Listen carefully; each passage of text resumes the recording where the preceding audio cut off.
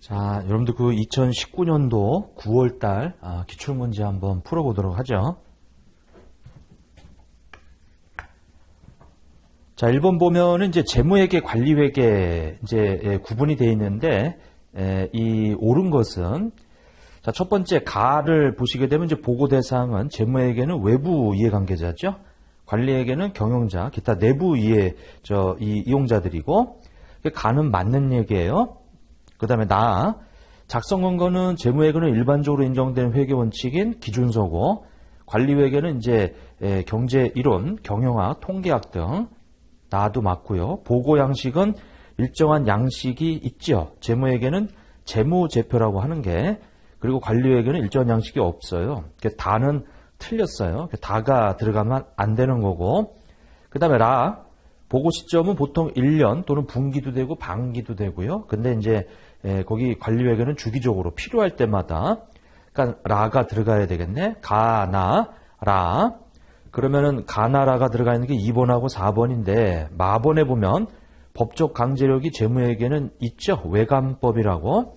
근데 관리회계는 없어요. 그래서 라다라고 해서 이제 그 2번이 답이다. 자, 그 다음에 이 2번을 한번 보게 되면 자, 특정 시점에 이 재무 상태는 어디까지나 과거 사건에 대한 이 기록이므로 이를 통해 미래연금 창출 능력을 예측할 수 있죠. 왜냐하면 반드시 예상치 예측치일 필요는 없어요. 우리 재무회계는 보통 과거치예요. 근데 그게 추세를 갖게 되면은 미래연금을 창출할 수 있는 그런 능력을 예측할 수가 있는 거지 이게.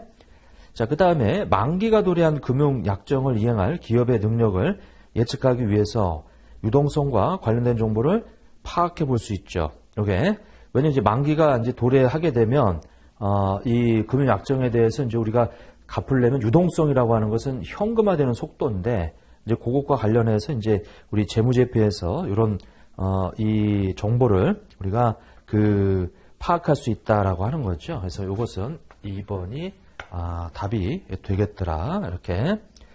자, 그 다음에 3번은 기업의 수익성 관련된 정보는 추가적인 자원을 효과적으로 동원할 수 있는지 판단하는 데 있어서 유용하죠. 기업의 수익성이라고 하는 거, 이거 뭐 당연히 어떤 자원 이런 것들 다 관련되어 있는 얘기들이죠. 재무 상태에 관한 정보는 주로 포괄손익계산서에서 성과에 관한 정보는 이것도 거꾸로 해놨네 이거. 그래서 재무 상태는 재무상태표, 성과는 포괄손익계산서. 자, 그 다음에 3번을 한번 봐보시죠. 자, 다음에 빈칸에 들어갈 알맞은 말을 바르게 짝지은 것은 자, 재무제표가 제공하는 정보가 정보용자 의사결정에 목적 적합성을 제공하기 위해서 기본적으로 갖춰야 될 주요 질적 특성으로 우리 이 목적 적합성 그 다음에 근데 거기 보니까 예측가치 거기 기억 보면은 이 기본적으로 갖춰야 될 주요 질적 특성에 예측가치, 확인가치, 뭐 중요성 뭐 이런 것들 있죠. 그래서 1번이 답이 되겠더라. 이게 목적 적합성이라고 하는 하부 속성, 그러니까 목적 적합성을 제공하기 위한 그 하부 속성으로 이 예피 중이죠. 그래서 거기 피드백 가치는 이제 확인 가치라고 또 하고요. 자, 이제 그 밑에 보면은 이제 이 예측하기 위해서 기억은 예측 가치고 그 다음에 니은은 확인 변경시켜 주는 것이 바로 피드백 확인 가치고요. 그 다음에 이제 성격 규모 이런 이 특유한 측면의 목적 적합성을 우리가 중요성이라고 해요. 그래서 3번의 답은 1번이 되겠다. 자, 그 다음에 이제 4번을 보시게 되면 가장 올바르지 않은 거. 자, 이제 포괄손익계산서가 매출액에서 매출원가를 빼는 식으로 표시되어 있는 걸 보고 기능별 표시 방법이라고 하죠. 그리고 기타 포괄 이익의 재측정 요소라고 하는 것이 기타 포괄손익 항목으로 들어가고, 그러니까 1번은 맞고, 2번에 보면 단일의 포괄손익계 또는 별개의 손익계산서와 포괄손익계산 중에서 하나 양식을 선택해서 표시할 수 있고, 포괄손익계산서는 기타 포괄손익을 후속적으로 당기손익으로 재분리되는 항목과 재분리되지 않는 항목을 구분해서 표시하죠. 자, 4번에 보면 이제 포괄손익계산서에서 비용을 성격별로 분류하는 경우 주석의 기능별 아니죠. 기능별로 만약에 분류하는 경우에는 주석의 성격별이다. 이렇게 바뀌면 안 된다 그랬어요. 자, 4번이 틀렸다. 자, 그 다음에 이제 5번. 자, 다음 중 중간재무보고서에 대한 설명으로 가장 올바르지 않은 것은 중간재무보고서는 한 회계연도보다 짧은 회계기간, 즉 이 3개월, 이제 이걸 보고 이제 이 분기재무제표, 그 다음에 이제 6개월은 반기재무제표죠. 자, 두 번째 포괄손익계산서는 당해 중간보고기간, 손익계산서는 보고기간 말 시점이 아니고요. 중간 보고기간과 직전 이 중간 보고기간, 그래서 기간 대 기간으로 비교해야 돼요. 그러니까 2번이 틀렸죠. 요거는 재무 상태표로 바꿔놔야 돼, 이게. 그래서 2번이 틀렸다. 자, 자본변동표하고 현금흐름표는 누적 기간으로 동일 기간을 비교하죠. 전기하고. 자, 이제 그렇게 돼 있고요. 자, 그 다음에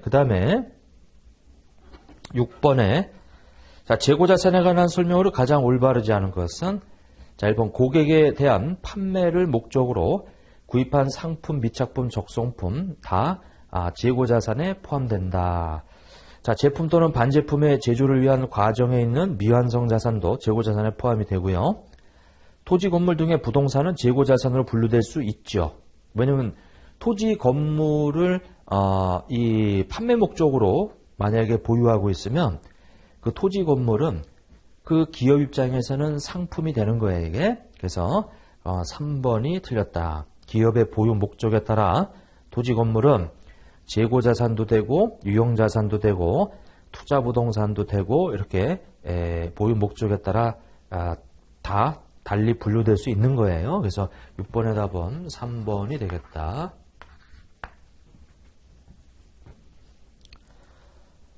자, 7번을 한번 보게 되면 이동평균법을 채택하고 있다. 그래서 재고자산 관련한 다음과 같은 자료 물음에 답하시오. 자, 매출원가로 인식할 금액은 얼마냐 나와 있는데 2번 매출했죠. 그러면 평균 단가가 2번 나올 거예요. 자, 첫 번째는 거기 그 1월 1일 날 100개라고 하는 거. 그때 100원이었어요. 그러면 이제 10,000원이 되겠지. 그 다음에 3월 5일 날 300개 200원씩 해서 6만원이 되겠죠. 이렇게. 자, 그 다음에 300개를 팔았어요. 그러면 이제 요걸 가지고 우리는 곱하기 이제 300개를 팔았으니까 7만원을 400개로 나눠주게 되면 자, 175원인데 곱하기 이제 300원이다. 그러면 52,500원이 이제 매출원가가 되고요. 자, 이제 두 번째 400개 중에 300개 팔았으니까 이제 100개가 남았는데 175원이라고 그랬어요. 평균 단가가 이렇게 요것의 평균 단가가 175원이었지. 자, 그 다음에 11월 10일 날 또 100개를 사가지고 와서 22,500원이 되었네. 근데 50개를 팔았어요. 그러면 이제 50개를 팔았다. 자, 그러면 또 평균 단가가 또 달라지겠죠. 나누기 200개 곱하기 50 하게 되면 10,000원이 되겠네요. 이렇게. 자, 문제에서 물어보는 것은 이제 매출원가를 물어보고 있으니까 팔려나간 것만 계산을 해서 62,500원이라고 하는 것이 되겠더라. 자, 이렇게 이제 계산하시면 되겠네요. 자, 그 다음에 8번을 한번 보게 되면 자, 총평균법과 선행전주법으로 각각 평가할 경우 이 평가 금액의 차이는 어떻게 되겠냐. 이제 이것은 기말재고자산을 물어보니까 일단은 총평균법. 자, 총평균법은 자, 거기 이 기초재고 쭉 해서 판매 가능 재고가 3,200개예요. 총 3,200개. 그러니까 총 평균법이라고 하는 것은 이제 들어온 것들을 다 더해가지고 거기 이 1,000개 곱하기 100원이다. 그 다음에 500개 곱하기 120원이다. 그 다음에 1,500개 이 곱하기 그 140원이다. 그 다음에 그 200개 곱하기 150원이다. 이렇게. 그래서 다 더하죠. 다 더하죠, 이거. 그래서 그 더하게 되면 40만 원이 될 거예요. 이렇게 평균 단가 딱 하나 나오죠. 그래서 팔고 기말에 남아있는 700개에다가 곱하게 되면 요것이 이제 총평균법에서의 기말 재고가 되겠다. 그럼 40만 원 나누기 3,200개. 자, 곱하기 이제 700이다라고 하게 되면 87,500원이 되고요. 자, 그 다음에 이제 피포라고 하는 거, 선출법이다라고 하는 그 기말 재고가 700개예요. 근데 700개를 구성하고 있는 것은 단기에 매입한 우리 200개 다 남아있고요. 가장 최근에 구입한 그 150원짜리 다 남아있고요. 그 다음에 5월 15일 날 1,500개 중에서 나머지 500개가 남아있을 것이다. 그게 지금 140원짜리인데 요게 선의선출법이죠. 그래서 요것은 7만원이다. 그 다음에 요것은 이 3만원이다. 이렇게. 그래서 이것이 10만원이 이 되겠더라. 차액은 이제 12,500원이 그 차액으로 계산이 되겠더라. 요거하고 요거 차이 이렇게. 그래서 이제 그 8번의 답은 4번이 되겠네요.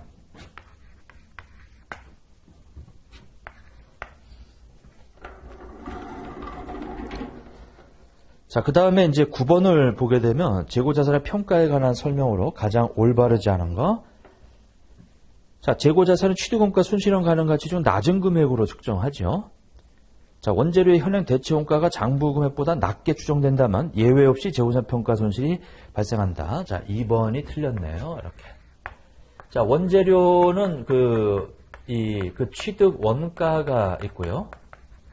그 다음에 그 현행 요 대체 원가라고 하는 것이 이렇게 낮더라도 이렇게 내려가 있다 하더라도 요걸 투입해서 완성될 제품의 원가 보다 이것이 순실현 가치가 더 올라가서 이렇게 돼 있다면 이건 저가법을 적용하지 않아요. 이렇게.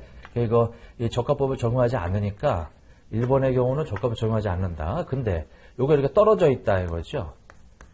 원재료 투입해서 완성될 이 제품 원가보다 떨어져 있다라고 하게 되면 그때는 이제 저가법을 적용하죠. 이렇게. 그러니까 원재료 저가법 적용 여부는 원재료 투입해서 완성될 제품의 저가법 적용 여부를 같이 연결시켜 놔 있다. 그래서 9번에 2번에 거기 예외 없이란 말이 이제 이 틀린 말이죠. 예외 없이. 그래서 2번이 틀렸고요. 자, 그 다음에 10번을 한번 보게 되면 다음 중 X2년 주식회사 용산의 기계장치 A의 감가상각에 관한 설명으로 가장 올바르지 않은 것은 자, 주식회사 용산은 X1년에 회사를 설립하고 기계장치 A를 구입했는데 자, 기계장치 10년에 사용할 것으로 예상하였고 매년 균등하게 소비될 것이라 판단되어 10년의 내용연수를 적용하여 종액법으로 감가상각하였다. 자, 그러나 예상보다 회사의 성장 추세가 빨라 X2년의 생산량이 X1년 대비 80% 이상 늘어났으며 X3년의 생산량도 100% 이상 늘어날 것으로 예상이 되는데요. 이에 따라 기관치 A의 마모나 손상이 기존 예측치보다 빠르게 진행될 것으로 판단되어 내용수를 8년으로 변경하고자 한다. 소병태 생산량 비례법으로 바꾸고자 한대요. 이렇게. 그러면 이것은 내용연수가 짧아졌고 그 다음에 감가상각 방법을 바꾸는 것은 회계 추정의 변경으로서 전진 적용하시면 돼요. 이게. 그래서 1번에 자, 소비되는 형태를 반영해서 감가상각을 결정해야 하죠. 당연한 거고. 그 다음에 기한치 A의 감가상각 방법 변경에 대한 것은 회계 추정의 변경이고요. 그리고 미래 현재 회계 소비되는 형태가 변하지 않는 한 감가상각 방법은 매우 개념을 길관성 있게 해야 되는 거고, 근데 4번에 보시면 소비 형태를 신뢰성 있게 결정할 수 없는 경우에는 자, 유형자산은 눈에 보이는 자산이에요. 그래서 그 소비 형태를 결정할 수 없다고 보지 않아요. 결정할 수 있어요. 만약에 결정할 수 없다라고 해서 정액법을 사용해야 된다. 이거는 무형자산에 있는 기준서 내용이고, 유형자산에서는 그런 얘기가 없어요. 그냥 할 수 있다고 보는 거예요, 이거. 자, 그래서 10번의 답은 일단은 4번이 틀렸다. 4번이 틀렸다. 자, 11번에 보면, 자, 연구비 개발활동으로 지출한 내역이다. 자, 여기 좀 나와 있는데, 문제 보니까, 무형자산으로 계산될 금액하고 포괄시험 계산 무형자산 상각비는 아까 얼마인가 이렇게 물어보네요. 그럼 연구활동 관련은 단기 비용이고요. 개발활동 관련은 이제 자산인식 요건을 충족하느냐. 근데 보니까 인식기준을 충족하는 게 거기 10월 1일에 지출된 12만 원만 충족하고 나머지 우리 거기 그 15만 원 중 3만 원은 4월 1일부터 9월 30일까지 나머지 12만 원은 이제 10월 1일 근데 10월 1일에 지출된 것만 자산의 요건을 충족하니까 자 12만 원이 이제 자산으로 이렇게 잡혀야 돼요. 이렇게 자산으로. 근데 개발비는 취득 후 5년간 정액법으로 상각을 한대요. 당연히 요 12만 원이라고 하는 이 부분에서 자 5년이 있죠. 근데 우리가 이 10월 1일이니까 이제 3개월치만 감가상각을 해주자라고 하는 거죠. 요게.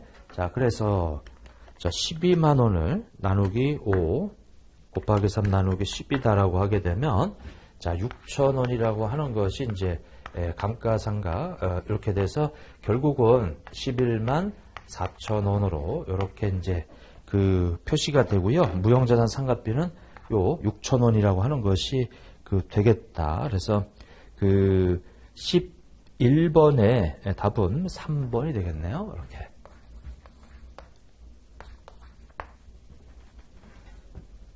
자, 12번에 보면 무형자산 후속 측정에 관한 설명으로 가장 올바르지 않은 거. 자, 1번에 보면 내용수가 비한정인 무형자산은 최소한 1년에 1회 이상의 손상검사가 이루어진다. 비한정인 것은 매년, 그러니까 매년이니까 이제 1년에 한 번은 해야 되고, 자, 그 다음에 손상 검토 시 회수 가능액은 순공정가치 사용가치 중에서 큰 금액이죠. 그래서 2번이 틀렸다. 자, 3번에 보면 이제 결정할 수 없는 경우는 정액법으로. 무형자산은 결정할 수 없을 때는 정액법으로 가요. 근데 이제 유형자산은 이런 멘트가 없어요. 자, 4번에 보면 잔존가치 상각방법 요거 다 바꾸는 거. 요 매 보고기한 말에 재검토하는데 만약에 바뀌면 회계 추정의 변경 전진 적용이다. 그래서 12번의 답은 2번이 되고요. 그 다음에 이제 13번. 자, 투자부동산으로 이 분류를 하고 있는데, 자, 엑셀련의 당기순위에 미친 영향은 얼마인가? 근데 이제 중요한 건 원가 모형이네. 그러니까 원가 모형은 공정가치 관심이 없죠? 그러니까 취득원가가 10억 원이에요. 그 10억 원에서 1억 원이라고 하는 잔존가치를 빼서 우리 이 정액법이니까 내용연수 10년 있다 이렇게 되어 있고 그 다음에 X 1년도에 취득을 했으니까 1년치 감가상각이 다 되겠죠. 이렇게. 그래서 9천만 원이라고 하는 것이 감가상각비니까 9천만 원 당기순이익이 감소한다라고 해서 1번이 이제 답이 되겠어요. 이렇게.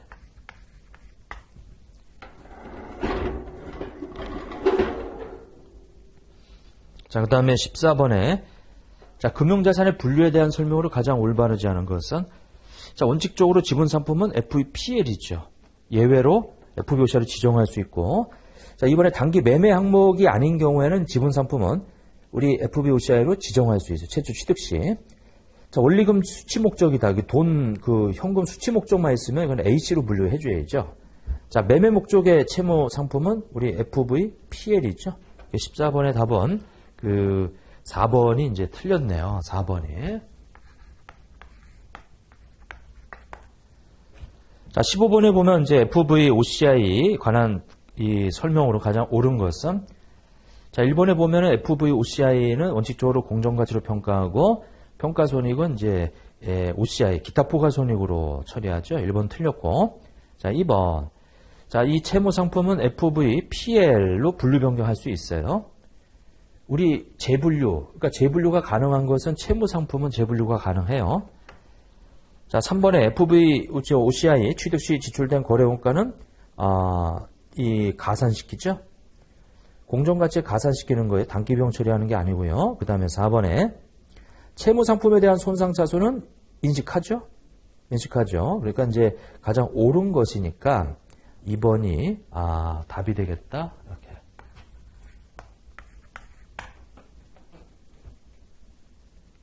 자, A씨네요.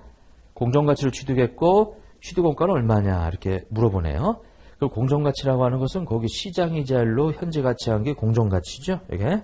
자, 그래서 거기 10만 원이라는 액면가 곱하기 12% 우리 요것이 2년이니까 거기 2년의 연금의 현가 계수가 그 1.69005. 자, 그다음에 거기 10만 원에 10%면은 이제 만 원인데 만 원에 대해서는 연금의 현가 계수를 곱해 주고요. 그러니까 이제 만 원에 대해서는 거기 1.690050 그다음에 그 10만 원에 대해서는 이제 2년 현가 계수 0.79719 이렇게 해서 이제 96,620원이 되겠다라고 해서 그 16번의 답은 2번이 되는데 이건 뭐 단순히 현재 가치 하는 거니까 이렇게. 그 다음에 이제 17번을 한번 보게 되면 자, 1억 원의 표시이자율 10% 사채를 발행했다라고 해서 발행 시점에 요이자는 8%고 발행가액은 얼마인가? 너무 쉽죠? 근데 이건 알으셔야 돼요. 표시이자율이 10%인데 유효이자율이 그보다 낮아. 그러면 할증 발행되어 있기 때문에 답은 3번하고 4번 둘 중에 하나에서 선택을 해야 된다라고 하는 거죠. 근데 솔직히 말하면 그냥 찍으면 3번을 찍겠어요. 왜? 3년 동안 표시이자율, 유효이자율이 2% 차이 나요. 2%라는 얘기는 200 해서 600인데 600보다 작아야지. 현재 가치 계산하면. 근데 4번은 600보다 더 커져 있네. 그러니까 3번이 답이 돼야 되겠다. 이제 뭐 이렇게 좀 직관으로 해서 저는 답을 3번으로 했는데 일단 보면 1억 원이다 곱하기 거기 3년 현가계수 0.7938 자, 그 다음에 그 1억 원의 10%면 이제 1,000만 원인데 거기다 곱하기 2.5771 해서 105154가 되겠다. 뭐 당연한 결과인데 사실은 이제 요 이자율 관계를 좀 알면 사실은 1번 절대 답이 될 수 없고 2번도 그렇고 4번도 될 수가 없거든, 이게. 왜냐면 이제 그 이자율 차이가 2%인데 이 3년 동안 해가지고 600인데 그것의 현재 가치하면 600보다 작아져야 되거든, 이게. 그래서 이제 그 3번이 답이 돼야 된다는 거, 뭐 이건 좀 별외로 그렇게 보시고. 자, 18번도 한번 봐보세요. 자, 18번에 보게 되면 그 X년 1월 1일, 그러니까 1년간 있다가 상환을 했네. 근데 이거 딱 보자마자 우리 발행가액이 951, 980이면 거기 X2년 1호일 날 847, 180에 상환했으면 무조건 사채 상환 이익이에요. 적게 줬잖아요, 이게. 그리고 거기 그 손실은 절대 답이 될 수가 없어요, 이게. 2번하고 3번은 절대로 찍으면 안 되겠다라고 하는 거죠, 이게. 자, 그 다음에 또 하나는 거기 951, 980인데 이게 100만 원을 향해서 갈 거란 말이에요. 근데 847이에요. 그럼 당연히 우리는 아무리 못해도 100만 원 그 사이에 있는 것을 상환하는 건데 거기 19만 원이 나올 수가 없죠. 847에다 19만 원 넣으면 100만 원이 넘어가 버리는데 그러니까 답은 1번이 되겠지. 이것도 그냥 직관으로 그냥 저 같으면 1번을 찍겠어요. 자, 그러면 951, 980.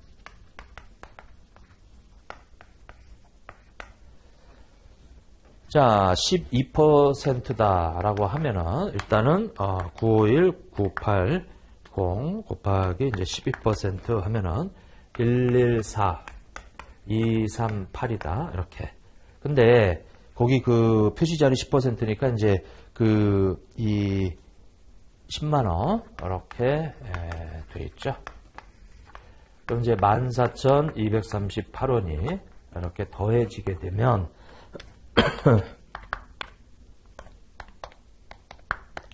966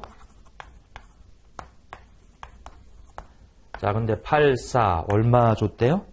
847 180을 줬대요.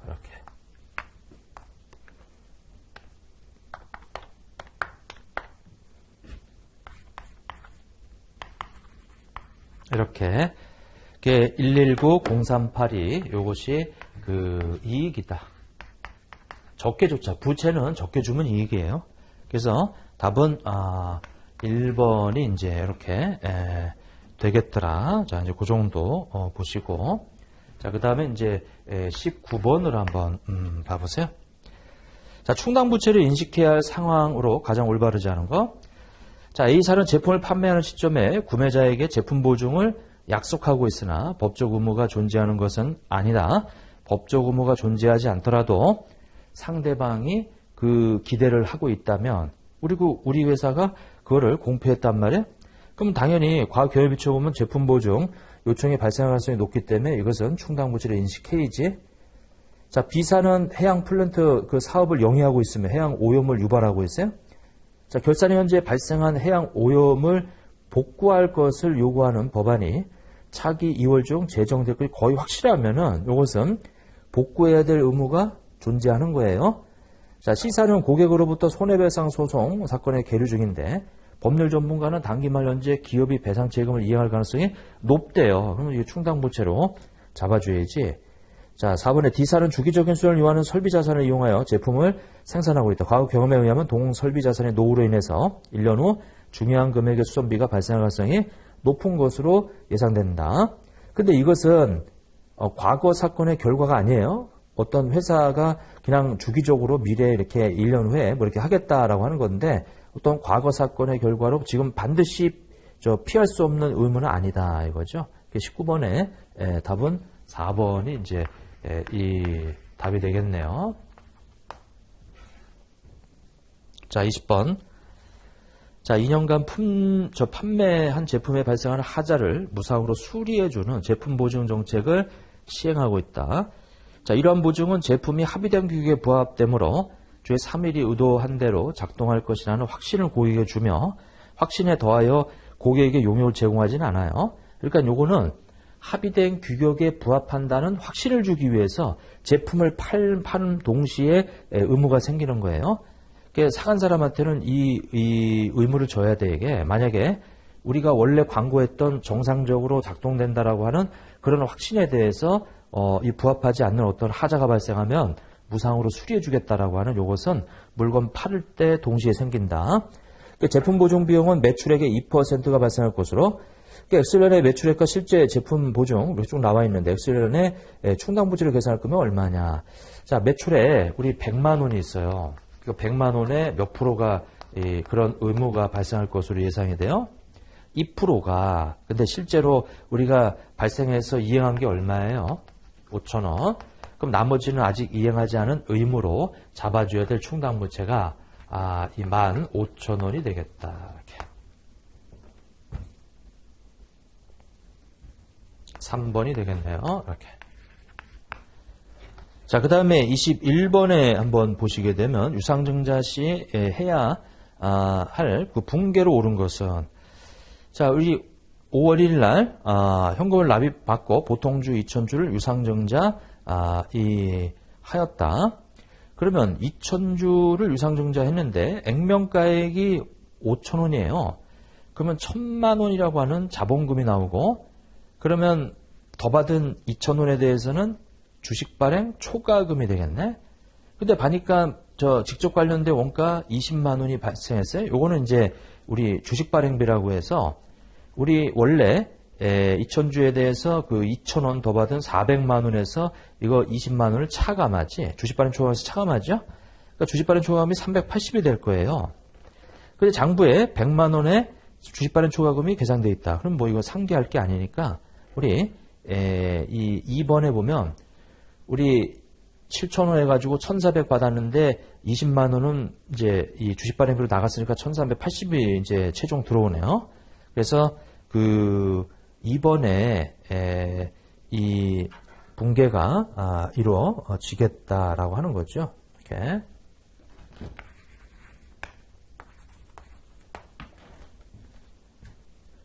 자, 그 다음에 22번에 보면 자, 자본에 대한 보고 금액으로 올바르게 짝지어진 것은 어느 것인가 이렇게 나와 있는데 자, 기억 보면은 자기주의 5,000주를 한 주당 10,000원에 그러면 5,000주를 곱하기 10,000원이다라고 하게 되면 5천만 원이네요. 근데 거기 단위가 100만 원이니까 거기 이 기억 니은 디귿이 있는데 그 니은에 보면은 자기 주식이 이제 이렇게 돼 있어요. 근데 지금 5천만 원은 이제 요렇게 표시를 해줘야지. 요렇게. 이렇게. 그러면 이제 요것은 150이 되겠더라. 자, 니은에 보면은 이제 그 100만, 1000만억, 10억이네. 토지를 10억에 취득해서. 근데 기말에 가서 그 10억 2천만 원으로 재평가됐네. 그리고 X 2년도 말에는 또 그 10억 7천만 원으로 또 재평가가 됐고, 근데 요 지금 재무제표는 X 2년도 거니까, 자, 저번 연도에 이 얼마냐면은 2천만 원만큼 재평가 잉여금이 있었어요. 근데 이번 연도에 왔더니 또 얼마가 또 이 변동이 일어났냐면 거기 재평가 잉여금에 지금 2천만 원 잡혀 있는 게 바로 요걸 말하는 거예요. 근데 지금 이번에 또 5천만 원이 또 늘어났지. 이게 5천만 원이 또 늘어났다. 그러면 요것은 요렇게 되겠네요. 이게. 자, 그리고 기억은 그 800이라고 하는 것이 이제 있는데 그게 이렇게 그대로 내려오겠다. 그래서 22번의 답은 800과 마이너스 150과 70으로 되어 있는 그 2번이 이제 답이 되겠네요. 이렇게.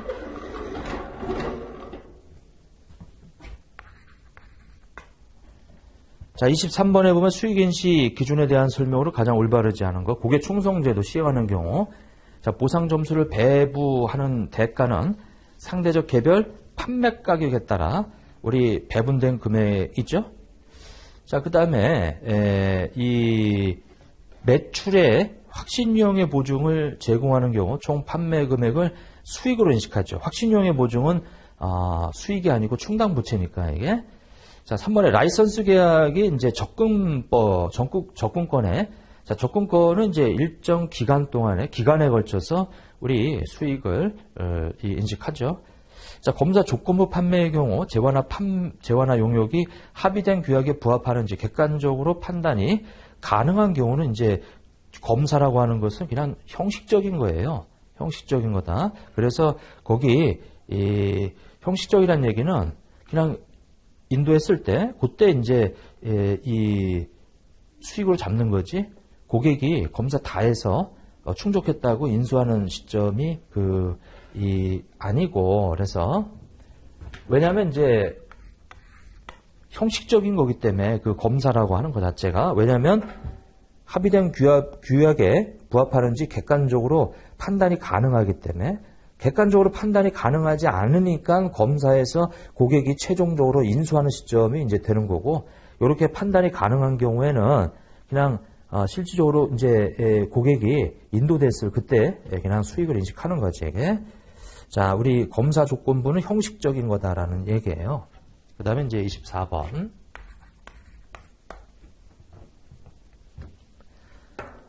자, 5천만 원 제품을 판매하고 1년 내에 반품할 수 있는 권리가 부여되어 있네. 자, 인도 현재 1,000만 원이 반품될 것으로. 그러면 5천만 원 팔았는데 1천만 원이 반품될 것 같으면 4천만 원이 매출액이 되겠죠. 그래서 3번이 답이다. 4번의 답은 3번이 되고요. 그 다음에 25번에 자, 총공사 계약액 50억이 뭐 축구장 공사를 수주했는데 자, 이것이 103년도 8월 1일 날 완공됐네요. 다음 자료가 있는데 X2년과 X3년에 계약 손익으로 각각 얼마가 되겠느냐 이렇게 물어보네요. 그러면 일단 25번에 2000X1년 너를 잠깐 보면 자, 50억이 있고요. 거기 표를 보면은 이제 추정 총 계약 원가가 이때는 45억으로 추정을 했네. 자, 이제 이게 전체 이익인데 거기 진행된 게 단기 발생 계약 원가가 9억 원이에요. 9억 나누기 45다라고 하게 되면 이게 20%가 진행이 됐네. 이렇게. 자, 그러면 전체 5억 중에서 20%면 이제 1억 원이 이제 계산이 될 거예요. 이게 단기 거. 자, 이게 만약에 누적이다라고 하게 되면 X2년도에 50억에 대해서 X2년도에 봤더니 48억으로 되어 있어요. 이렇게.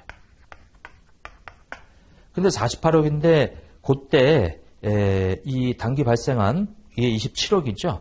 그 27억에다가 저번 연도 9억까지 합치면 36억이 누적인데 48억이 전체라 75%가 이제 진행이 이제 됐죠.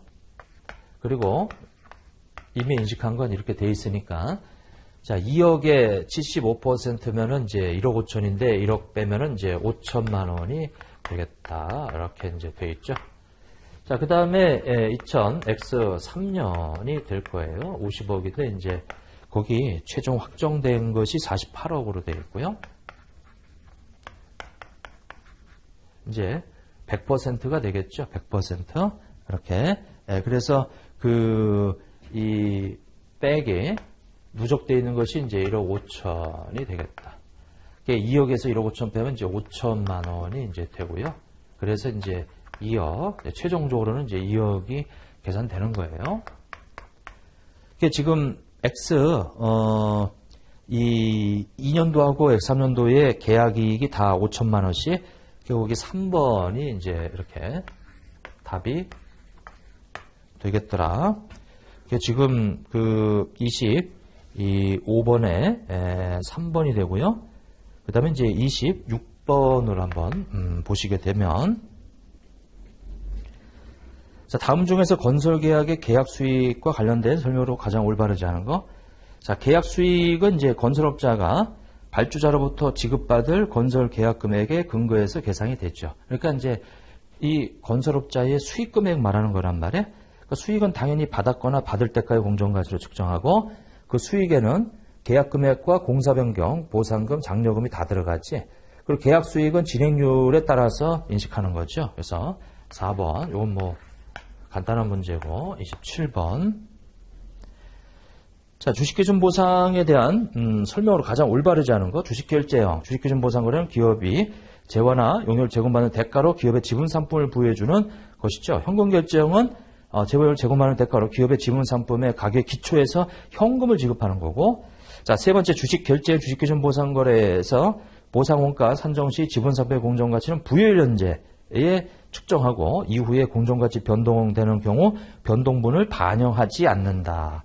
왜냐하면 주식결제형은 자본이기 때문에 자본을 부여하는 거기 때문에 부여일 시점에 그 측정한 금액으로 픽스가 되고요. 왜냐하면 자본은 평가 대상이 아니거든요. 이게 바뀔 때마다. 자, 4번에 선택형 뭐 이렇게 나와 있는데 그거는 뭐 결제 방식으로 현금 주거나 또는 주식결제형, 현금결제형 선택할 수 있는 거죠. 27번의 답은 이제 3번이 되고요. 자, 28번 종업원급여의 회계 처리에 관한 설명으로 가장 옳은 것은 자, DC를 도입한 기업은 기여금의 운영 결과에 따라 틀렸죠. 기여금의 운영 결과는 회사가 관심이 없어요. 그거는 근로자가 알아서 하는 거다. 자, 1번 틀렸고 2번 DB는 기업이 기여금을 불입함으로써 우리 퇴직급여와 관련된 모든 업무가 종료되는 게 아니고요. 기여금을 불입해도 그 운영에 대한 이 위험이나 이런 걸 다 회사가 지기 때문에 나중에 종업원한테 줘야 될 우리 이 확정된 퇴직금을 만약에 부족하면 더 불입을 해야 되고 이렇게 의무가 종료되는 게 아니죠. 자, 3번에 확정급여 채무의 현재 가치를 계산할 때 종업원 이직률, 조기 퇴직률, 임금 상승률, 할인율 등의 가정은 상황 변화에 관계없이 정기와 동일한 값을 적용하는 거 아니고요. 매년 말에 다시 재측정하지. 이게 바뀐단 말이에요. 이게. 그 바뀌는 것을 우리는 그 차이 나는 것을 이 재측정 요소라고 하잖아요. 이게. 확정급여 채무와 사회적 자산의 재측정 요소는 우리 기타 포괄 손익으로 인식한다. 그래서 4번이 맞는 얘기네. 이렇게. 자, 그 다음에 29번. 자, 우리 세무정상은 다음과 같다라고 해서 이연법의 자산, 이문세 부채 잔액은 없대요. 저번에 넘어온 게. 자, FV, PL, 평가이익이다. 자, 세법은 인정하지 않기 때문에 입금 불산입을 하죠. 그래서 기타 법인세법과의 차이는 송금 불산입 한다. 이렇게 돼 있네요. 엑셀연도 포괄손익계산서의 법인세 비용은 얼마인가? 이렇게. 자, 일단 법인세 비용 차감전 순이익이 200이 있는데 접대비한 도초가 10불 더하고 감가상각 도초가 6만원 더하고 당기전의 공제수정 그 평가 이익이다라고 하는 것이 입금 불산입인데 거기 지금 2만원이라고 되어 있는데 그건 마이너스예요.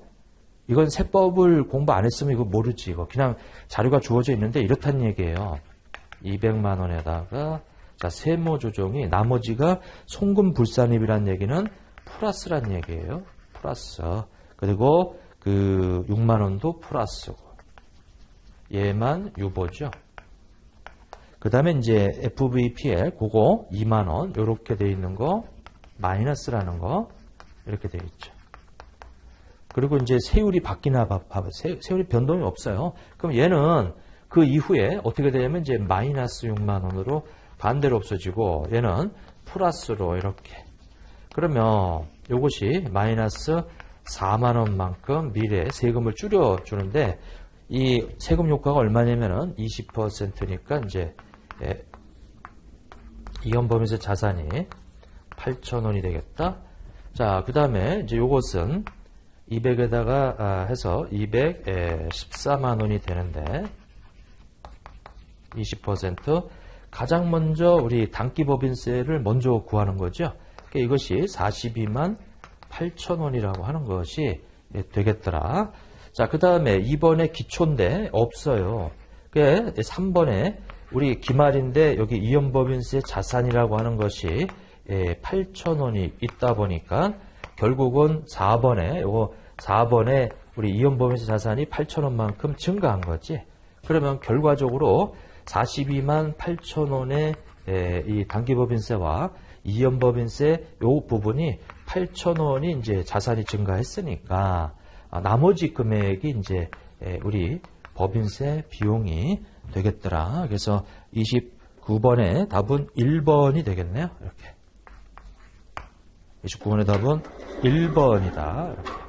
자, 그 다음에 이제 30번을 한번 보게 되면 자, 다음 중 회계 변경과 우류수정에 관한 설명으로 가장 올바르지 않은 거, 회계 정책의 변경을 반영한 재무제표가 자, 쭉 나와 있는데 더 신뢰성 있고 더 목적처가 받으면 바꿀 수가 있지. 회계 정책 변경은 정기 우류수정은 중요한 우를 할지라도 단기 손익에 반영하는 게 아니고요. 우리는 미처분여음에다가 가감한다. 자, 이제 그렇게 이제 되어 있고, 자, 이제 넘어가고 나머지는 맞고, 그 다음에 이 4번 같은 경우는 회계 정책의 변경으로 인한 누적 효과를 합리적으로 결정하기 어려운 경우에 실무적으로 소급적에 가능한 가장 이른 회계 기간부터 이제 반영하는 거고. 자, 그 다음에 31번을 한번 봐보세요. 31번. 자, 31번을 한번 보면 단기 순이익이 1,000만원이래. 우선주 배당금은 100만원이고. 자, 그러면 단기 순이익이 이렇게 1,000만원이고. 그 다음에 이제 그 우선주 배당금이 100만원이에요. 자, 그래서 이제 900만원이 이제 이렇게 이 보통주 단기순이익이 되어 있고요. 자, 이제 분모는 일요일 날 유통보통지수가 18,000. 그 다음에 10월 1일 유상자 통해서 8,000주 이렇게 되어 있네요. 공정가치로 반영했대요. 자, 그러면 12분의 12호, 그 다음에 10월 1일 날 그 8,000주에 대해서는 12분의 3이 이렇게 되겠죠. 요거는 이제 2,000주니까 더하게 되면 이거 2만 주가 되는데, 2만 주. 그러면 900만 원을 나누기 2만 나눠주게 되면 이렇게 되겠더라. 자, 그래서 31번의 답은 이 450원이니까 이제 4번이 되겠더라. 자, 그 다음에 이제 32번. 자, 30%를 300만 원에 취득을 했어요. 위조 영향력을 갖게 됐고, 다음 자료가 주어져 있는데 기말에 우리 장부 금액은 어떻게 되겠느냐? 자, 일단은 1월 1일 날 우리 이 900만 원에 해서 거기 300만 원에 이제 취득을 했어요. 이렇게. 근데 이제 900인데 거기에 30%다라고 하게 되면 30%면 이제 이 3927에서 270만 원이 되겠네요. 그 처음에 취득 시점에 이것이 이제 영업권이에요.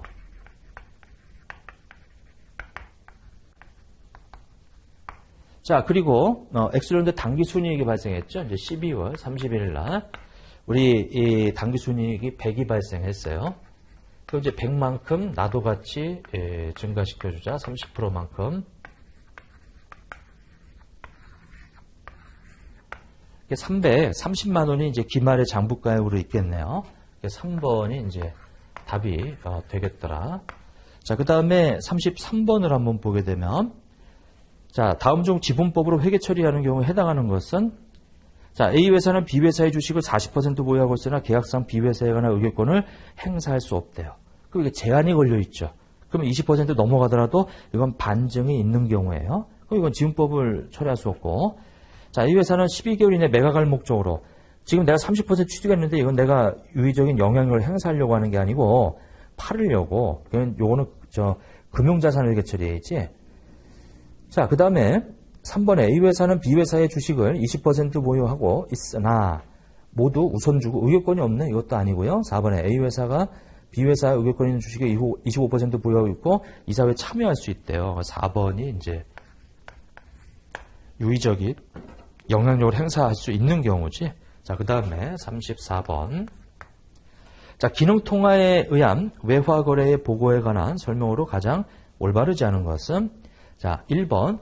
기능통화로 외화거래를 최초로 인식하는 경우에 거래일의 외화, 그 기능통화 사이의 현물환율을 외화 금액에 적용하여 기록한다. 이렇게 나와 있네요.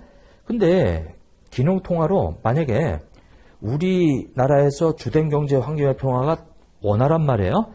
근데 만약에 외화거래, 즉 미국에 수출을 처음으로 했어요. 그래서 달러라고 해서 매출 채권이 10만 달러가 생겼어요. 이게. 그러면 거래일의 외화와 기능통화 사이 현물환율을 무슨 금액에 적용해서 거기 이 외화 금액에 적용을 해서 이 기록을 한다. 그래서 외화 금액에 그 현물환율을 적용하게 되면 기능통화로 바뀌겠죠. 이게.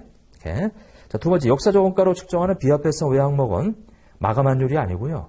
거래일의 환율로 환산하고 그 이후에는 환산하지 않죠. 그게 원칙이죠. 그래서 2번이 틀렸어요. 자, 3번에 화폐성 항목의 결제 시점에 생기는 외환 차이는 그 외환 차이가 생기는 회계기간의 단기 손익으로 인식하죠. 외환 차이는. 자, 비화폐성 항목에 생긴 손익을 기타부가손에 인식하는 경우에는 그 관련된 환율 변동 효과도 똑같이 기타부가손익으로 일관되게 포함시켜서 처리해라. 자, 그 다음에 이제 35번. 자, 미국 고객에게 $1,000의 상품을 판매하고 대금은 4개월 후인 X년 3월 31일 날. 그러면 4개월 후란 얘기는 외상이죠? 나중에 이제 이 $1,000를 회수할 거란 말이에요. 그 이제 환율 변동 효과 이거 이 계상할 외환차손익은 얼마냐?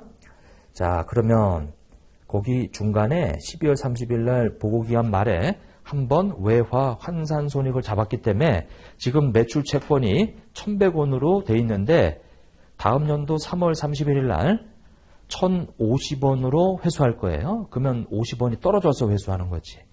그러면 손실이 있죠. 그래서 그걸 보고 외환차손이라고 그래요. 그럼 이제 50원만큼 떨어졌으니까 거기 그 1,000달러에다 곱하게 되면 5만 원이 되겠죠. 35번의 답은 그 3번이 되겠더라. 이렇게. 자, 36번. 자, 쭉 보게 되면 올바른 것은 X인연도 회계처리에 대한 그 X년과 X인연의 회계처리에 대한 설명으로 올바른 것은 자, 일단은 그 원재료를 100달러에 수입해서 5개월 후에 100달러를 줘야 돼요. 그 100달러 줘야 되면 환율 상승에 대한 요 해지를 위해서 위험을 회피하고자 이제 매입하는 통화선도 계약을 체결하죠. 이렇게. 그러면 10월 1일 날은 우리 그 원재료를 사가져 와서 원재료가 지금 100달러 곱하기 거기 밑에 1180원이다. 그럼 100달러 곱하기 1180원이면은 11만 8천 원이 되겠네. 이렇게. 요것이 매입 채무죠. 매입 채무 11만 8천 원이다. 이렇게.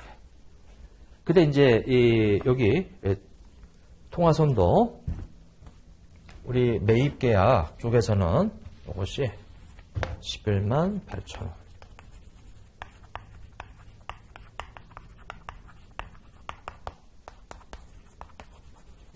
이 통화선도 계약에서는 이제 계약만 체결한 거고, 자, 이제 12월 31일 날, 거기 1210원으로 우리 30원이 이제 올라갔어요. 그럼 이제 부채가 이게, 환율이 올라가게 되면 손해보는 거죠. 30원만큼 올라갔으니까 이제 3,000원만큼. 자, 이것이 이제 외화, 환산, 손실이 되는 거예요. 3,000원.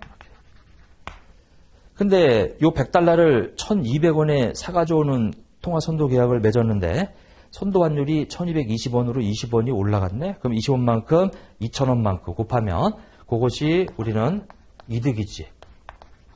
1,200원으로 픽스 시켜놨으니까. 근데 그게 1,220원으로 돼 있다 보니까 요것이 20원만큼 즉 100달러 곱하면 2,000원이 되겠죠. 그 다음에 이것은 평가이익이다. 이렇게 잡아주면 되겠죠. 요것이 이게 바로 이제 서로 상세되게 이렇게 매치시켜 놓는 거예요, 이게. 자, 그 다음에 이제 2월 28일 날. 자, 매입 채무다라고 해서 요것은 저번 연도 말에 12만 1,000원으로 돼 있던 것을 지금 현금 거기 12만 3,000원을 줘야 되죠. 자, 그러다 보니까 이제 2,000원만큼 외환 차손이라고 하는 것이 이제 생겨요. 근데 여기서는 우리 무조건 얼마 주고 매입해 가져오는 1,200원. 그러면 우리는 지금 현금을 12만 원만 주고 100달러를 가져와요. 근데 그 100달러는 지금 현재 12만 3천 원으로 되어 있죠. 그래서 그 통화 선도 2,000원이다.